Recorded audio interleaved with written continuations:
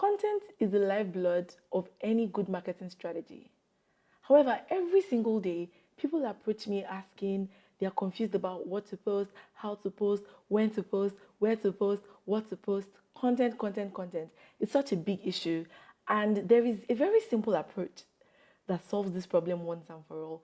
That's what I'm going to be discussing in today's video, the ultimate content marketing strategy.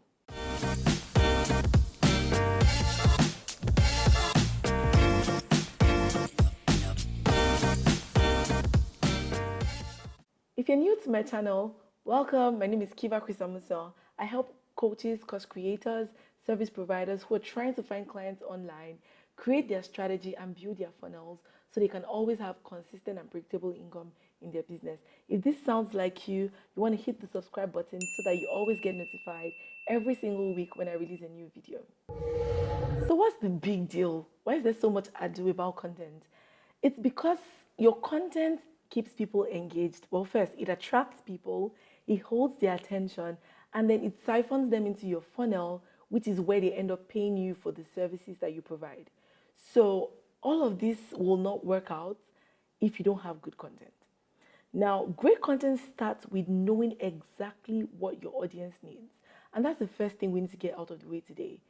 You're probably feeling so confused about your content because you may not fully understand your audience. And yes, you're probably like, Kiva, I know my audience. Do you have it written out somewhere? Like, have you literally written it out on paper? I have a video that I'm going to link up here where I talk about your ideal customer avatar. You should really check that out because that's not what I'm talking about today. But the first step is know your ideal customer avatar. Like, write out every single thing about them. Give that person a name so they become like this person that you know. And every single time you have to create content, you're creating with them in mind. It makes it really, really simple. Right. The other thing is, of course, you need to have a goal. You may be watching this and you're a content creator, and that's fine. But I'm really talking to you if you have a business and the goal for all the content you're putting out is to translate all of that into sales, right? You need to ensure that your product is well set up, your service is well set up. There is something that people, get led into. So for example, you're watching this video and I know that, oh, my website is set up. If you want to see more about my services, all of that is in place. Making payment is not going to be an issue. If you need to book a call with me, all of that is set up. Okay, I know that we live in the age where you can, go cut corners, you have those conversations in the DM, you don't really have a proper setup, and that's fine. But it's not sustainable, and it's not going to help you if you want to grow. Remember, I'm all about building something that is sustainable and will not stress you out. So, have a goal, set up your product funnel, whatever needs to be in place, ensure that that is set up. Now, the next thing is you need to know what your content themes are. And so your themes are like these high-level buckets that align with your business goal and objectives. So for example, let me just bring it down. I am a marketing coach, I'm a business coach, I'm a strategist. I help people build funnels, right? So my content themes are business, marketing, and then like on other days, I like to talk about, self-development, or personal leadership, that kind of stuff, right? So I have 3 content buckets and all of my content revolves around those. Even when I'm saying something that is really off or I'm telling a joke, I still bring it back into that. Content that uplifts you and ties into growing your business or being a better version of yourself, right? So what are your content themes? Think about it. Remember what I said, these are the high-level buckets that align with your business goals. So when you think about your business goals, it's easy to think about what your content buckets or your content themes, beg your pardon, should be. And it should be no more than 3. You could have just 1. Oh, I only talk about food. Oh, I only talk about travel, right? Or you could have 3 content buckets maximum. The next thing is your content channels. Now that you have an idea of the broad theme of what your post should center around, what channels do you want to post? Again, this still ties in to understanding your ideal customer avatar. So yes, check out that video that I asked you to check out that you did not check out. Once you know where your ideal customer is hanging out on the internet, it becomes very easy to know where to post. And here's one thing, lots of us assume that where our competitors are is where we need to be. But it's not necessarily the case. I was speaking with a photographer earlier and she was telling me how that she's an upcoming photographer. She's been in business for like 2 years and she currently focuses on Instagram. And she had one of people one or two people tell her to post on LinkedIn, but she hadn't really gotten around to it. Now she's a portrait photographer. She's delivering headshots for professionals who need like stuff for their professional profiles. And I'm like, why are you killing yourself on Instagram? Well, here's the balance to that. Some of these people will be on Instagram, yes. However, there is a stronger way for her to position on this other platform, but she's not there because all of her competitors are not there, and she thinks that, oh, maybe I should be here instead. Don't make that mistake. Figure out where your ideal clients are hanging out and jump or you could experiment for a while and see how that platform treats you. It's also important for me to mention here that you need to have short form content and long form content. So if you post on Instagram or Pinterest or wherever, you still want to have like some other form of content that has more long-term benefits for you. And typically this would be either like you have a blog or you have a vlog. Your blog could be, on your WordPress website. It could be on Medium or wherever. And your vlog, of course, YouTube is the very, very common one because it links you to a search engine, right? So I highly recommend not putting all your eggs in Instagram's basket. I'm saying Instagram specifically because everybody has this Instagram craze. The thing about Instagram is, imagine you get locked out today. You want to have your content somewhere that people will always find it when they search for the problems that you solve. And a very, very good way to just navigate that is have a blog so that when people search on Google, your SEO optimized blog, because guess what, your blog will not show up just because people search. It will show up because you've paid someone or you've learned to set up to have your content rank when people search, right? Yeah, I'm saying a lot, but you get the gist, right? Short form, long form. All right, now the next thing, which is really the crux of everything I want to say today, is your content strategy. I call this a content funnel because it's very similar to the stages of a funnel, and it's parallel to the stages that people will go through, like a stranger would go through before they end up converting to a customer.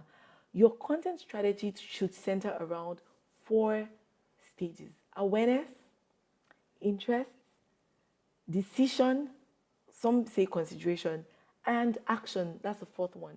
Now let me break this down. What does awareness mean? There is someone out there who has a problem. They haven't really sat down to think about that problem and how they want to solve it. But there is a kind of content that when you put in their face, they're like, oh, that's true, I need this thing. Oh, that's true, I have this problem. That is simply what awareness is. So awareness posts will typically be like, did you know that XYZ, XYZ?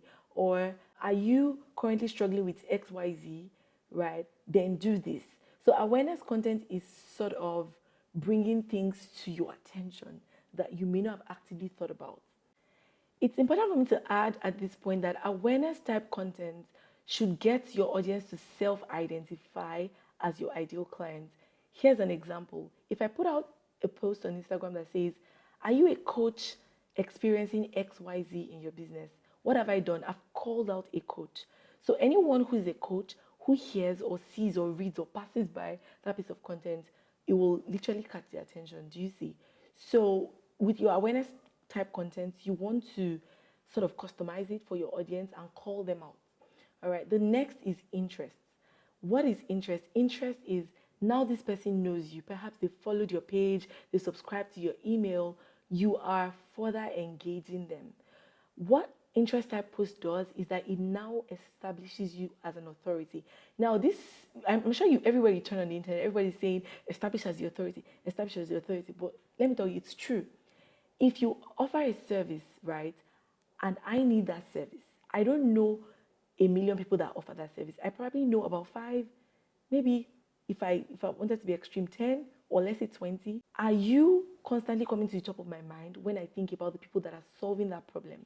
So that's what we mean when we say you're establishing yourself as the go-to, as the authority, because in the sea of maybe 3, 5 of that kind of service provider that I may know, you want to ensure that you are coming to the top of my mind when I think about the people that can solve that problem for me.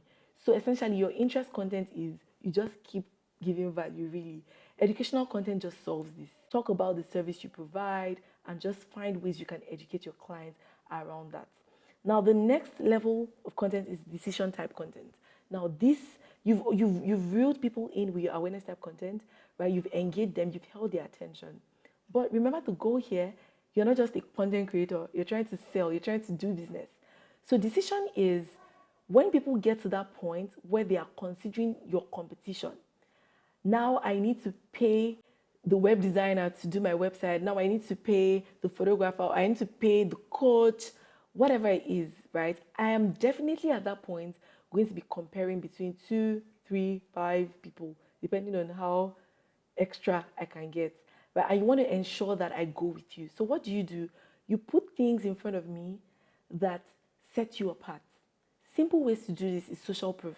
You can share case studies, you can share reviews, like if people have given you actual reviews, you want to just put those things on comments. Social proof can be easy to get. Sometimes it's comment on your work that you screenshot and just put there to say, oh, see what this person had to say about working with me, right? This kind of content creates, it sort of elevates that emotional connection. It takes the trust to a whole new level and gets them to consider you as a superior option in the sea of many other options that could be available, right? And then the final step with your content when you're thinking about your strategy is action. This now takes them, you try to, in the decision stage, you try to elevate yourself above the rest, right? You try to set yourself apart. Typically, action means you are giving a call to action.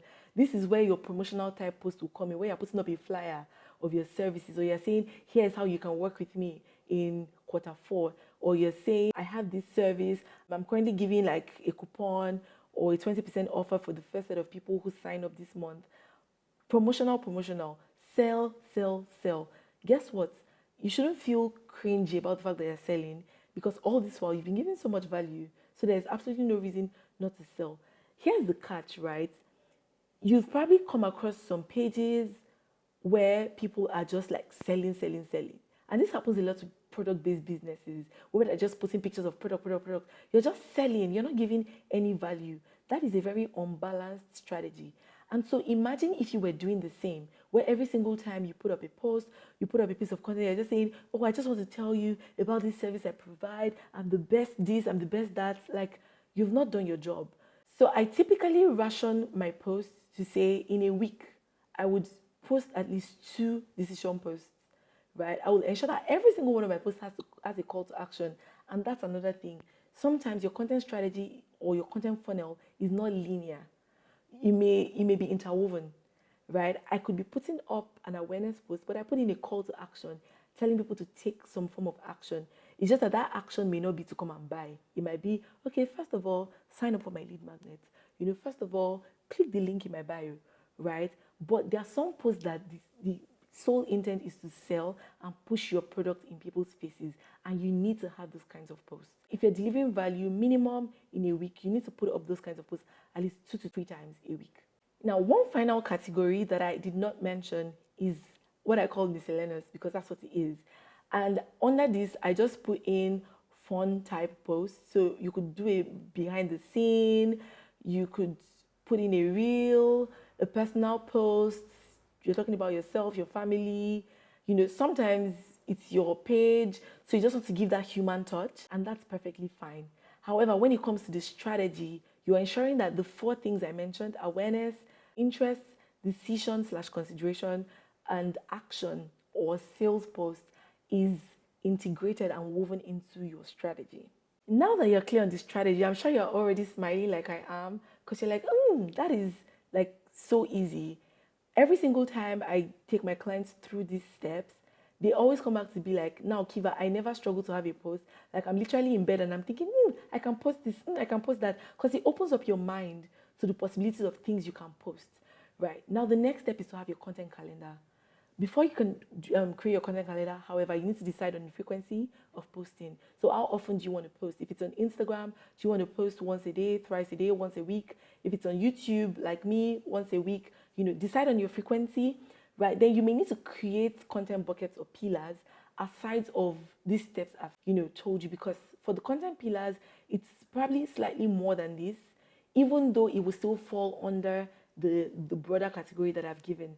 So for your content pillar, you could have promotional posts, inspirational posts, memes, educational posts, against the grain post. Against the grain post is like an educational post where you're sort of shaking a table, right? You're saying something that is against the norm. And those content types really help you like position as, because like, I never saw it from that angle, another angle. And then you need to ensure that you're batching your posts, right? Which is why you're having content calendar. I do not recommend waking up every morning to think about, oh, what am I going to post today? So figure out a way. I batch my posts for Instagram monthly. So before a new month starts, I already have my content for that month batched. Yes. So I batch monthly, schedule the post. So yeah, if you're seeing a post go up on my page whilst you're watching this video, I'm probably not picking up my phone to put up that post right now. But depending on how much time you have, you may have to batch weekly or twice a month, whatever works best for you. Finally, remember that you will never really know if a strategy works for you if you don't measure. So ensure that you're keeping an eye on the metrics. So the metrics you're going to measure will depend on the stage of your funnel, right? So for awareness, some of the things you can measure: your reach, impressions, page visits, video views.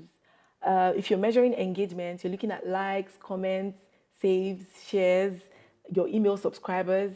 If you're measuring for conversion, you're measuring how many leads came into your funnel. So that could be like how many people signed up for your lead magnet or for your workshop, or whatever it is that you've put in there as the bait. How many qualified leads do you have?